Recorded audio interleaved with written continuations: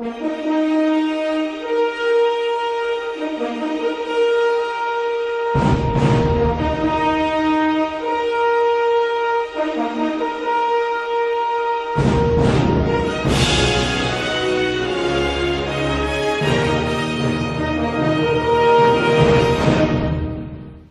the earth will be filled with knowledge of the glory of God. E a terra será cheia de conhecimento da glória de Deus.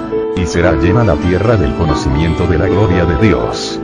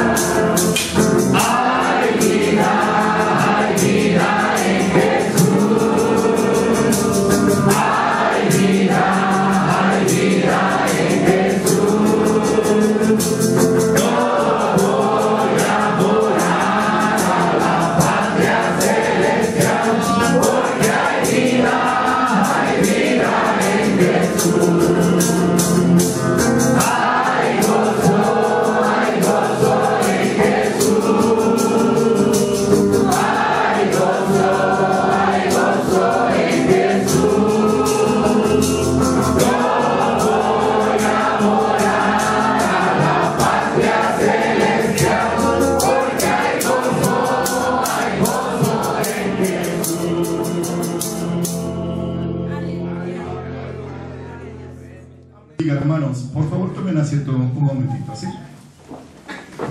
En nuestra doctrina bíblica no creemos en los sueños, no creemos en revelaciones nuevas, profecías nuevas. Pero déjenme relatarles un sueño que tuve hace unos días, que fue impresionante.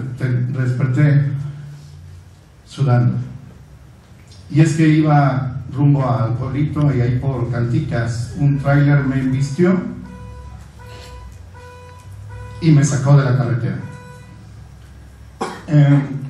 Quedé atrapado en el carro y por el sonido que yo oía sabía que mis pulmones estaban perforados. Sangre muy negra, muy oscura, era una arteria herida, sangre en el oído, fractura en el cráneo. Mi fémur se veía, salió, y estaba a punto de desmayarme y empecé a marcar a los hermanos pidiendo auxilio. Un sueño muy impresionante. Y a punto de desmayarme, veo que llega el primer hermano, un taxi, y eres tú, Memo. Y cuando me levantaste porque me estaba yo ahogando en mi sangre, me dijiste, hermano Juan, se hubiera ido por las matas. Oh, hermanos, ahí me desperté impresionado. Dicen que el hubiera no existe. Yo quisiera hoy hablar de un hubiera. Ya lo he tenido llorando, hermanos, de alegría. Quisiera hablar de un hubiera que sí existió. Y para ello los invito a buscar en Hechos, capítulo 27, casi el último.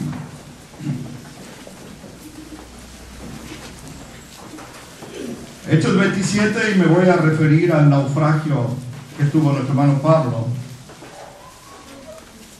a partir del versículo 9. Amén. Amén. Leo en voz alta, así se escribe. Y pasado mucho tiempo, y siendo ya peligrosa la navegación, porque ya era pasado el ayuno, Pablo amonestaba, diciéndoles, varones, veo que con trabajo y mucho daño, no solo de la cargazón y de la nave, sino aún de nuestras personas, habrá de ser la navegación. Mas el centurión creía más al piloto y al patrón de la nave que a lo que Pablo decía. Y no habiendo puerto cómodo para invernar, muchos acordaron pasar aún de allí por si pudieran arribar a Fenice a invernar allí, que es un puerto de Creta que mira al nordeste y al sudeste. Y soplando el austro, pareciéndoles que ya tenían lo que deseaban, alzando velas iban cerca de la costa de Creta. Mas, no mucho después, dio en ella un viento repentino que se llamaba Euroclidón, y siendo arrebatada la nave y no pudiendo resistir contra el viento, la dejamos y éramos llevados. Y habiendo corrido a sotavento de una pequeña isla que se llama Clauda, apenas pudimos ganar el esquife, el cual tomado usaban de remedios, ciñendo la nave, y teniendo temor de que diesen en la sirte, abajadas las velas eran así llevados. Mas, siendo atormentados de una vehemente tempestad, al siguiente día alijamos, y al tercer día nosotros con nuestras manos arrojamos los aparejos de la nave. Y no apareciendo sol ni estrellas por muchos días, y viniendo una tempestad no pequeña, ya era perdida toda la esperanza de nuestra salvación. Entonces Pablo, habiendo ya mucho que no comíamos, puesto en medio de ellos, dijo así: fuera de cierto conveniente, oh varones, haberme oído, y no partir de Creta, y evitar este inconveniente y daño. Mas ahora los amonesto que tengan buen ánimo, porque ninguna pérdida habrá de persona de ustedes, sino solamente de la nave. Porque esta noche ha estado conmigo el ángel de Dios, del cual yo soy y al cual sirvo, diciendo: Pablo, no temas. Es necesario que seas presentado delante de César. Y aquí Dios te ha dado todos los que navegan contigo. Por tanto, oh varones, tenga buen ánimo, porque yo confío en Dios que será así como me ha dicho. Si bien es necesario que demos en una isla. Gloria a Dios. Hablemos con el Señor. Señor, qué grande amor nos has dado, que seamos llamados hijos tuyos. Por eso el mundo no nos conoce, porque no te conoce a ti. Pero aún no se ha manifestado lo que hemos de ser. Más sabemos que cuando tú vengas por nosotros, te veremos cara a cara, porque seremos semejantes a ti. Mientras llega ese glorioso día, ese anhelado día, ayúdanos a caminar, como dice Pablo, avisadamente, como sabios, no como necios, como peregrinos, como extranjeros, porque nuestra vivienda está más allá del sol, en el cielo, de donde te esperamos en cualquier instante que vengas por nosotros en la preciosa esperanza bienaventurada del arrebatamiento de tu iglesia. Gracias, Señor, por esta bendecida oportunidad. Borra mis rebeliones y hazme un vaso de honra para ti y la edificación para mis hermanos, porque en Cristo Jesús te lo imploramos. Amén. Amén, hermanos. Por favor, tomen asiento. ¿Por qué Pablo iba en ese barco? ¿Por qué Pablo iba en ese viaje? Bueno, quisiera que nos ubicáramos. Por favor, busquen en el capítulo 26. Él fue llamado a comparecer ante un gobernante muy importante llamado Festo y ante el rey Agripa. Y ahí él habla y él se defiende y él dice que él no ha cometido ningún delito, pero que es por su fe en Jesucristo que está preso. Y ahora dice: me tengo por dichoso de estar delante de ti, Festo. Él no era un salamero, no era un lambiscón, simplemente reconocía la autoridad como nosotros debemos reconocer la autoridad. Y en el capítulo 26, versículos 30 al 32, dice que cuando él terminó de exponer, dice el 30, y como hubo dicho estas cosas, se levantó el rey, era Agripa, y el presidente, Festo, y Bernice, y los que se habían sentado con ellos. Y como se retiraron aparte, hablaban los unos a los otros, diciendo: ninguna cosa digna de muerte ni de prisión hace este hombre. Y Agripa dijo a Festo: ¿podía este hombre ser suelto si no hubiera apelado a César? Hermanos, miren, ellos se dan cuenta que él no cometió ningún delito, ningún problema civil, penal. La cuestión era doctrinal, era religiosa. Y ellos se dan cuenta que este hombre podía ser libre, pero ya apeló a César y tiene que ir allá. Y no es que Pablo cometió un error. Simplemente si lo hubieran dejado libre, lo hubieran asesinado en la calle. Apeló a César y así fue protegido por la ley. La ley está para protegernos, dice Romanos 13. Y vean el capítulo 25, 10 al 12. Está escrito así: y Pablo dijo: ante el tribunal de César estoy, donde conviene que sea juzgado. A los judíos no he hecho injuria ninguna, como tú sabes muy bien, porque si alguna injuria o cosa alguna digna de muerte he hecho, no me niego a morir. Mas si nada hay de las cosas de que estos me acusan, nadie puede entregarme a ellos. A César apelo. Entonces Festo, habiendo hablado con el consejo, respondió: a César has apelado, a César irás.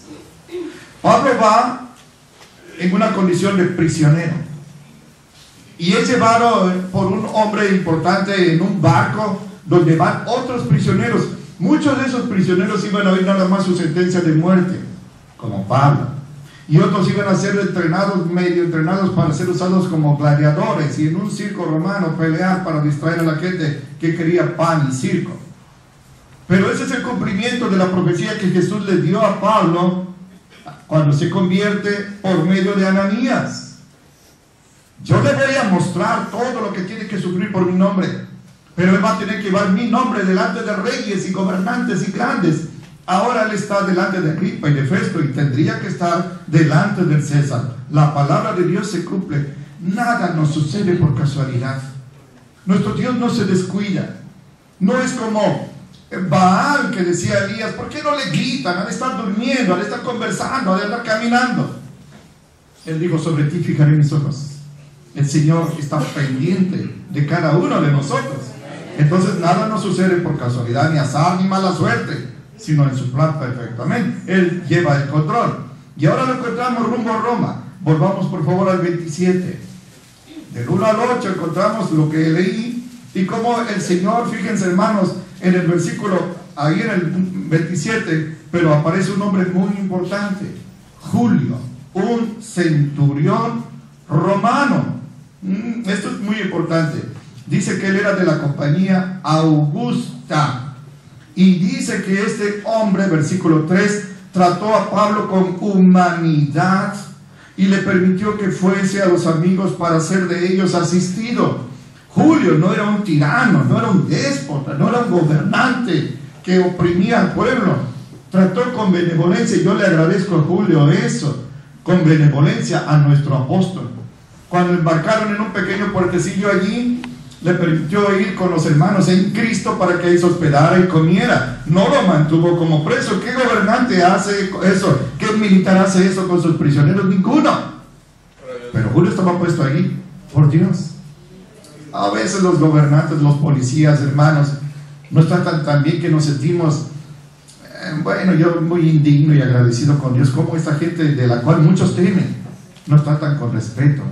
A veces en carretera tengo algún problema o me ofrezco a hacer algo y ellos se acercan, jefe, ¿qué desea? Son muy corteses. Así yo me expreso porque así me han tratado. No he tenido ninguna mala experiencia con ellos.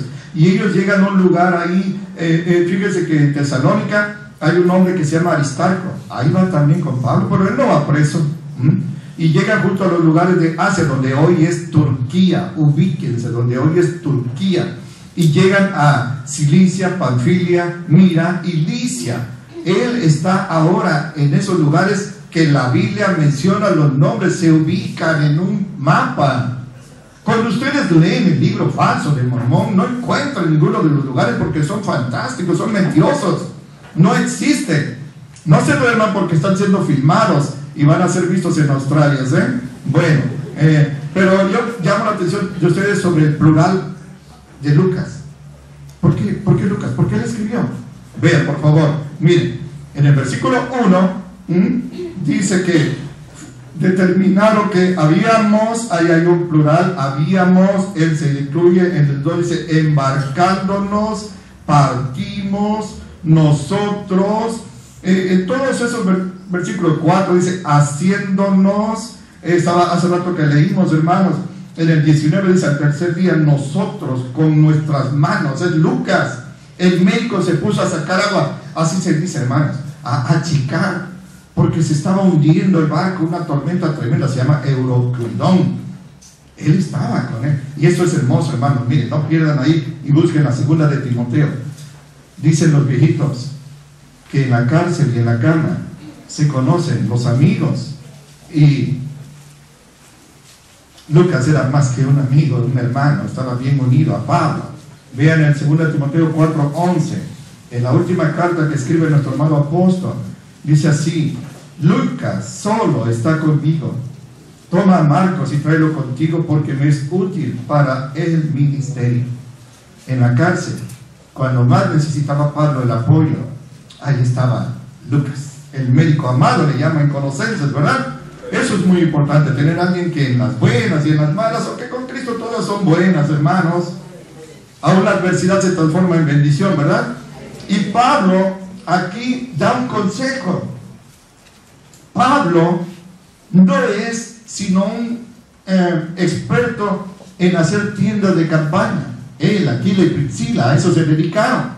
Él no era un experto marítimo, navegante, pero da un consejo. Y saben, hay que oír a la gente que ama a Dios como Pablo. Vean en el versículo 10. Dice Pablo a Julio, al dueño del barco y al capitán: varones, veo que con trabajo y mucho daño, no solo de la cargazón y de la nave, sino aún de nuestras personas, habrá de ser la navegación. Pablo da un consejo y le dice al capitán, al centurión, al dueño: ¿saben que no debemos desembarcar? las nubes, el viento, el clima es adverso, esto presagia no solo un problema para lo material del barco y lo que llevemos de cargamento, sino para nuestras vidas. Pero ¿qué vale delante de los hombres que no conocen a Dios? ¿De qué vale el consejo de un hombre que ama a Dios comparado con un experto capitán marinero con miles de horas de navegación? Y ellos prefieren el consejo de un capitán. Hagan de cuenta, bueno, Moy, tú trabajas con capitanes y todo eso, que yo fuera y le dijera al capitán, ¿sabe qué? No salga porque usted va a tener un problema. Ellos no me van a oír a mí, van a oír al capitán, que es el experto. Así hicieron con Pablo, pero esto es otra lección. Vean por favor, versículo 11 en adelante. Pero el centurión, Julio, creía más al piloto y al patrón, qué triste, de la nave que a lo que Pablo decía. Y no habiendo puerto cómodo para invernar, muchos acordaron pasar aún de allí, por si pudieran arribar a Fenice, a invernar allí, que es un puerto de Creta que mira al nordeste y al sudeste. Este era un lugar importante. Y soplando el austro un viento del sur, pareciéndoles que ya tenían lo que deseaban, alzando velas, las izaron, iban cerca de la costa de Creta. Mas no mucho después dio en ella un viento repentino, esto es importante, que se llama Euroclidón. Y siendo arrebatada la nave y no pudiendo resistir contra el viento, la dejamos y éramos llevados. Prefiero ir al experto que a Pablo. Muy expertos, pero no aman a Dios. Mejor oigan a alguien que quizás no sea experto en las cosas terrenales, materiales, o como decimos, seculares, pero que ama a Dios. Ese consejo es importante. Ellos van y cuando se encuentran en alta mar se dan cuenta que no pueden controlar porque viene un viento impetuoso e intempestivo llamado Euroclidón. Estaba leyendo acerca del Euroclidón y dice que fácilmente alcanza, hasta hoy todavía se repite temporalmente, cada año, 140 kilómetros por hora. Eso en alta mar, y con la navegación en los barcos de antes era espantoso, hermanos. Entonces ellos dejaron la nave. No quiere decir que se tiraron al agua, sino que ya dejaron de tratar de gobernarla y se dejaron llevar por el viento y la corriente y el oleaje. A veces es otro nivel, pero a veces va uno cabalgando, hermanos, no puede uno controlar el caballo y entonces hay que soltarle la rienda un poquito para ver por dónde él se va y de ahí tratar de gobernarlo, pero tratar de aprovechar su fuerza. Eso es lo que ellos hicieron. Estaban en graves aprietos, en peligro de morir ahogados, hermanos, por no ir al consejo de Pablo. Vamos a leer por favor el 18 en adelante. Así es escrito: mas siendo atormentados de una vehemente tempestad. Escuchen ese adjetivo, de una vehemente tempestad. Oh, hermanos, al siguiente día alijaron, o sea, empezaron a tirar todo lo que fuera de sobrepeso que no necesitaran.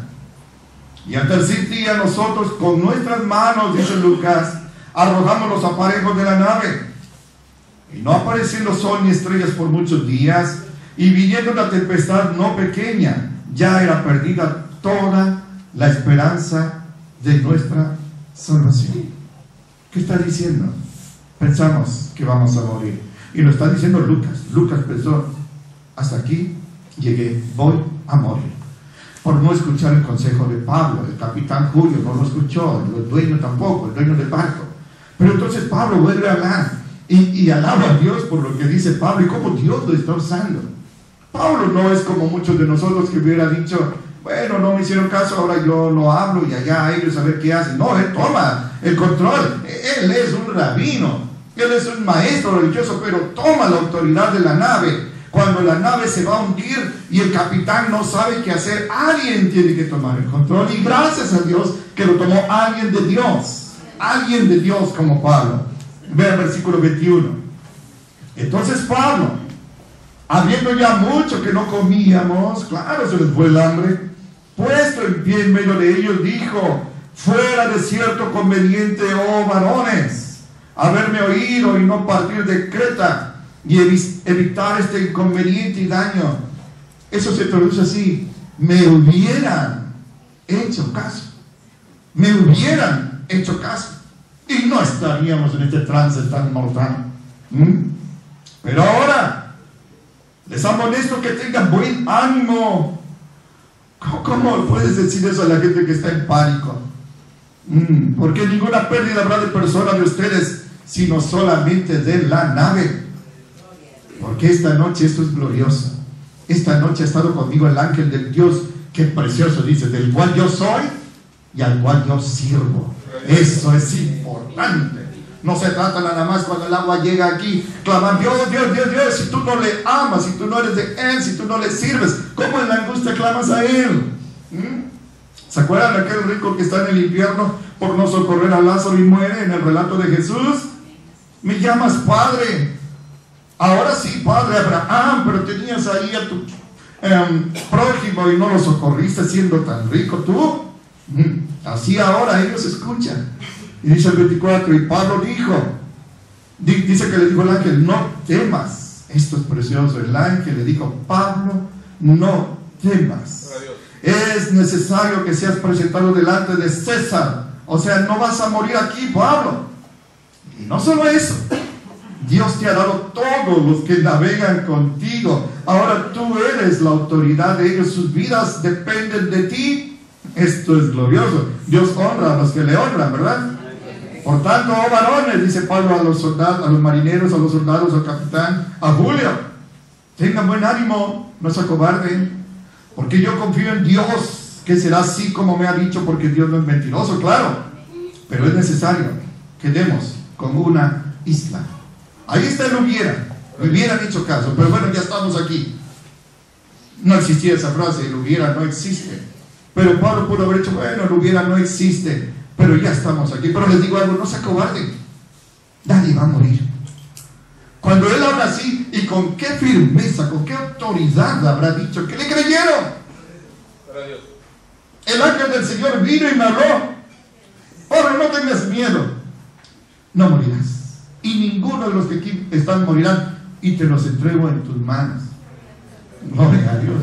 Aquel que era ignorado ahora se vuelve en el alférez, no sé, mariscal, no sé el grado más grande. Marino, ¿cuál es? ¿Quién sabe? ¿Es? ¿Cuál? El capitán de altura. Ahora Pablo era el capitán de altura. Él era el que gobernaba, él era la autoridad. Gracias, Noé. Confíen, nadie va a morir. Dios le hablaba a Pablo así. Miren conmigo, no pierdan ahí. Vean el capítulo 18. 18, 9 y 10. Así está escrito. Entonces el Señor, dijo Pablo, dijo en visión de noche a Pablo, no tengas miedo, sino habla y no calles. Está en Corinto, preso, porque yo estoy contigo y ninguno te podrá hacer mal, porque yo tengo mucho pueblo en esta ciudad. Como el Señor va al encuentro de su siervo y le dice, no estés temeroso, lo conforta, lo alienta, no estás solo, yo estoy contigo. Así le hablaba el Señor. Vean el capítulo 23, versículos 10 y 11.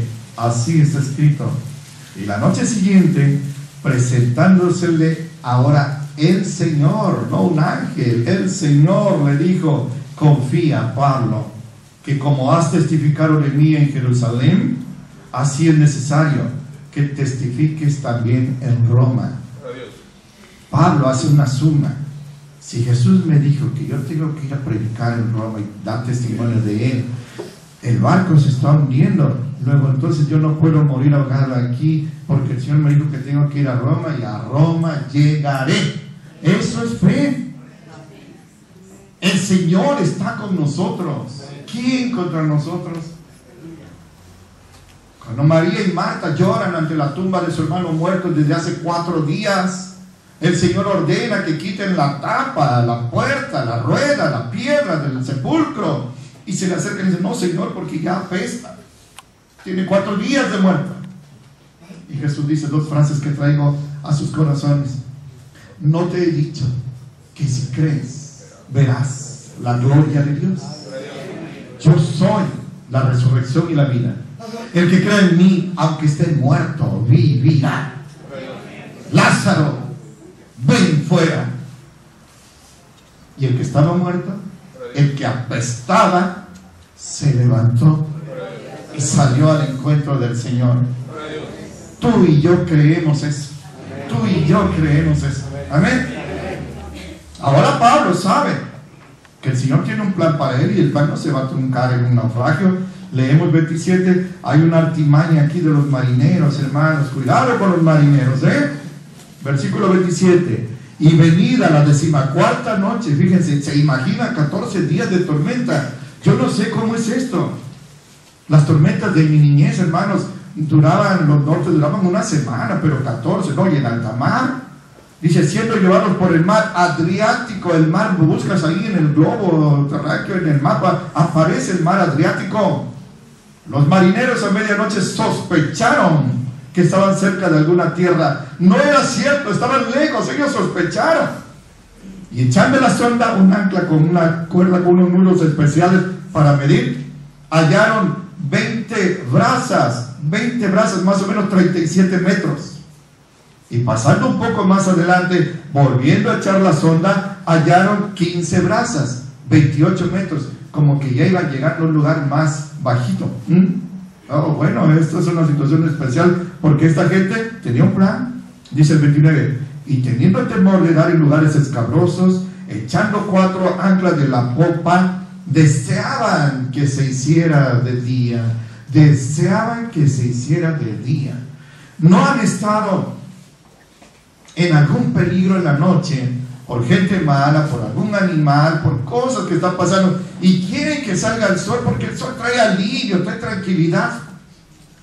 El salmista dice, mi alma te anhela más que los centinelas a la mañana. Hace muchos años hubo una desgracia en un lugar río arriba de Mina, que se llama Sánchez Taboada, y asesinaron a muchas personas ahí, por cuestiones de drogas. Y un federal que pudo meterse entre los juncos, ahí entre los mangles, dice que oía y veía las ráfagas de las ametralladoras y gritaban sus amigos muriendo, y él quería adelantar la hora en que el sol saliera y se le hizo eterno. Estos marineros, como tenían peligro de muerte, deseaban que ya saliera el sol. Continúo leyendo 30. Entonces, fíjense su artimaña, procurando los marineros huir de la nave como ratas, echaron que hubieron el esquife, una lanchita de rescate a la mar, aparentando, ellos fingieron como que querían largar las anclas de proa. Oh, hermanos, esta gente sí que era como ratas, a la hora del peligro abandonan el barco. Cuidado, hermanos, cuando hay peligro, ahí hay que unirnos, en lugar de abandonar el barco y dejar a la gente a su merced, porque ellos eran los expertos marineros. ¿Qué iban a hacer los demás? Puro militar, presos, enfermos, rabino predicando, haciendo carpas. ¿Qué iba a hacer allí? Esto es maldad. Nos iban a dejar a su suerte, hermanos. Pero 14 días, hermanos, una tormenta de 14 días. Vuelvo a llamarle a ustedes la atención en el versículo 30. Entonces, procurando los marineros huir de la nave, huir, querían dejarlos ahí. Y entonces Pablo nuevamente interviene, porque ahora él es el capitán de altura. Él es el que tiene el mando de la nave. Versículo 31 en adelante está escrito así: Pablo le dijo al centurión, a Julio, y a los soldados: si estos no quedan en la nave, ustedes no podrán salvarse. Ahora él da órdenes, no los dejen irse. Si se van, nos morimos todos. Julio es un militar importante, centurión. Y él dijo: sí, Pablo, ¿cómo no? Como tú dices. Gloria a Dios, gloria a Dios. Entonces los soldados cortaron los cabos del esquife para la lanchita para que no se fueran a ir, y la dejaron perder. Como comenzó a ser de día, Pablo exhortaba, esto es, animaba, palabras de aliento, exhortar, no regañar, no tirar piedras, sino dar aliento. Los animaba a que comieran y les decía: este es el 14º día que esperan y permanecen en ayuno, no comen nada. Por tanto, les ruego que coman por su salud. Que gentil era Pablo, que ni aún, qué hermoso, ni a un cabello de la cabeza de ninguno de ustedes morirá. Hermanos, si eso no te da aliento, ahí en la tormenta nada te lo va a dar. Y dice que después de haber hecho eso, tomando el pan, hizo algo que es tan natural para nosotros: oró y dio gracias. El oleaje, la tormenta, el crujir de la madera, los marineros enojados porque no los dejaron oír todos, y él se pone a orar. Eso impacta, eso impacta. Cuando yo era cristiano hace muchos años, hace unos 40 años, fui a ver cierta película, no me acuerdo ni cuál es, pero en un momento hay una escena donde la gente que va a comer se pone a orar. Para mí eso era tan extraño, hermano. Pero ahí en el auditorio, así se llamaba el cine, se me salieron las lágrimas. Porque dije, ¿qué cosa es eso? Yo no sé qué es, yo no lo hago. Después de muchos años, alguien me dijo, hermano Juan, estoy orando por usted. Eso impacta. Cuando ven a Pablo orar con paz en medio de la tormenta, ellos se animan también, se confortan. Vuelvo a leer, hermano, 35. Y habiendo dicho esto, tomando el pan, hizo gracias a Dios en presencia de todos. No se avergonzó y se fue al camarote. Y partiendo comenzó a comer. Se les había ido el hambre, hermanos. A él no, él empieza a comer. Entonces todos, teniendo ya mejor ánimo, comieron también. Y éramos, ahí está el plural de Lucas, porque Lucas no era una rata cobarde, estaba con su amado hermano. Éramos, fíjense, este dato es importante, éramos todas las personas en la nave, 276. El aliento, el ejemplo de paz y confianza en Dios que da Pablo, los contagia. Comen, pero Lucas toma tiempo para decir cuántos estaban a bordo. Cualquiera puede decir, bueno, ¿y eso qué importa? Era un barco grande, para que cupieran 276 personas tenía que ser un barco grande. En los prácticos, ¿como cuántas personas caben en la tripulación? Bueno, eso, unos 8. Ándale. Pero estos eran 276. Ese era un barco grande, no crean que era una lanchita. Pablo estaba allí. Y aquí, hermanos, viene el naufragio. Versículo 39. Pero dice el 38. Y satisfechos de comida, comieron hasta que se llenaron. Disculpen la palabra. Aliviaban la nave echando el grano a la mar. Primero echaron bultos, sillas, barriles. Pero ahora empiezan a echar la comida. ¿Para qué quieren comida si se van a morir? Decían ellos. Bueno, pero ya comimos, ahora vamos a aligerar la nave para que no se hunda tanto y se atasquen unas rocas ahí, submarinas. Y dice el 39, y como se hizo de día, no conocían la tierra, mas veían un golfo que tenía orilla, al cual acordaron echar, si se pudiera, la nave. Cortando pues las anclas, las dejaron en la mar, largando también las ataduras de los gobernalles, y alzada la vela mayor al viento, se iban a la orilla. Mas, aquí viene el naufragio, dando en un lugar de 2 aguas, hicieron encallar la nave, y la proa en cara estaba sin moverse, y la popa se abría con la fuerza del mar, para que un barco de esos se empezara a romper por el oleaje. Es que el oleaje era intenso, hermanos. Estaban ya encallados, naufragaron, hermanos. Ahí era el peligro de morir todavía, pero estaban ya cerca de tierra. Y aquí viene un acuerdo muy cruel, muy cruel. Vean por favor 42. Entonces el acuerdo de los soldados era que mataran a los prisioneros. ¿Quién iba prisionero ahí? Pablo. Que lo mataran también, porque ninguno se fuera nadando, se fugara nadando. Y esto es precioso. Yo creo que pronto vamos a ver a Julio. Más el centurión, Julio, queriendo salvar a Pablo, no a los prisioneros, a Pablo, estorbó este acuerdo y mandó que los que pudieran nadar se echaron los primeros y salieron a tierra. Y gózate, hermano. Y los demás, algunos en tablas, otros en cosas de la nave. Y así aconteció que todos se salvaron saliendo a tierra.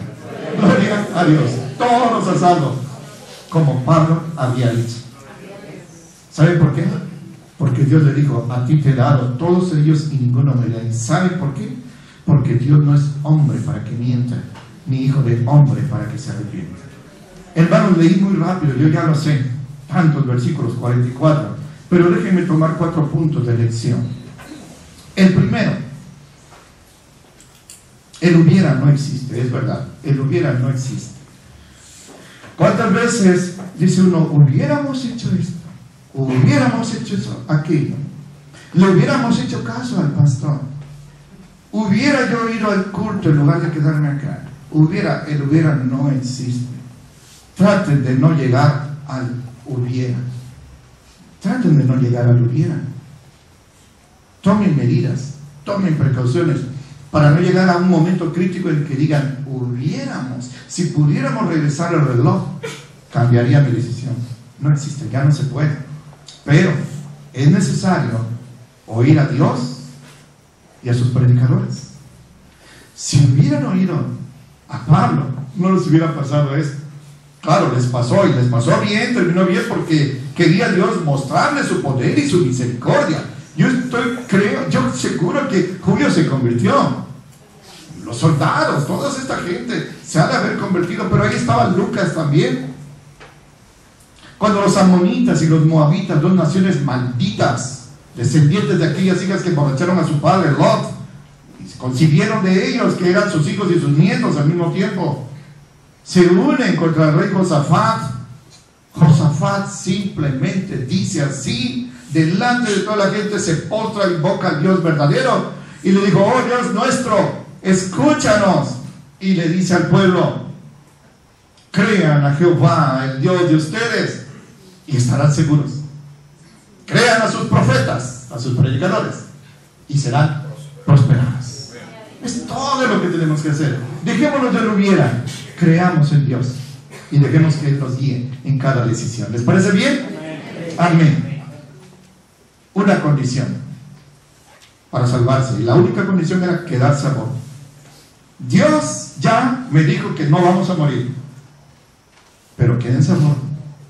¿Qué creen que hubiera pasado si alguien se hubiera tirado a tratar de nadarse, o en pánico se hubiera tirado? Se hubiera muerto. La condición, el requisito era quedarse a bordo. Hermano, cuando tu barquita sea golpeada por los vendavales que hay, quédate a bordo. Y a bordo en la nave es la iglesia. No busques auxilio en cosas prohibidas.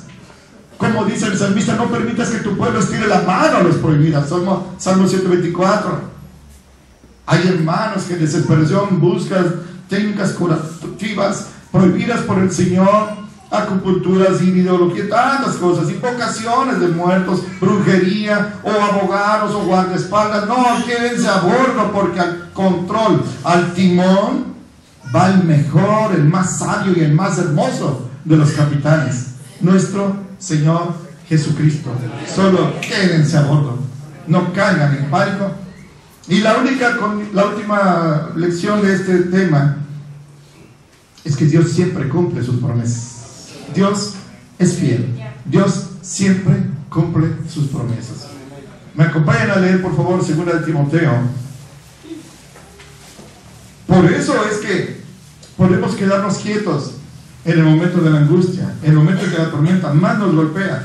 Podemos confiar en que Dios es fiel. Él cumple su promesa. Amén. 2 de Timoteo, capítulo 2, 11 al 13, está escrito así: es palabra fiel, que si somos muertos con Él, también viviremos con Él. Se refiere a Jesucristo. Si sufrimos, también reinaremos con Él. Si negaremos, Él también nos negará. Pero esto quiere decir, si fuéramos infieles, si fallamos, Él permanece fiel, porque no puede negarse a Él mismo. Dejaría de ser Dios si Él, como nos ve infieles, pues yo también soy infiel. No, Él permanece fiel. A veces oigo que dice alguien, si tú te emborrachas, yo me emborracho. Si tú me eres infiel, yo te pago con la misma moneda. El Señor no paga con la misma moneda, Él se mantiene fiel. Amén, amén. Él no se puede negar a sí mismo. Más, hay un hubiera que es aceptable. Hay un hubiera santo. Hay un hubiera bueno. Y ese lo vamos a encontrar, y es mi conclusión, en el Salmo 27. David, lleno del Espíritu Santo, expresó este hubiera. Y este hubiera ha sido mi hubiera varias veces en este largo caminar con el Señor, y yo creo que también ha sido tu hubiera. Dice David 27:13: hubiera yo desmayado si no creyera que tengo que ver la bondad de Jehová en la tierra de los vivientes. Aguarda a Jehová, esfuérzate y aliéntese tu corazón. Sí, hermano, sí, hermana, espera a Jehová. Amén. He tenido noches y días de prueba, de llanto, hermano, de tormentas, de olajes, de euroclinones personales, pero he mantenido la certeza inamovible de que Dios es fiel. Y yo sé que un día le veré en la tierra de los vivientes. Ahorita estoy en la tierra de los vivientes porque ustedes viven para Cristo, pero en el hogar celestial le veré eternamente. Así que el Señor nos dice a ti y a mí: aguarda, cree estas palabras, tome aliento en tu corazón, espera en Jehová, no desmayes, Dios es fiel. Amén. Hablemos con Él.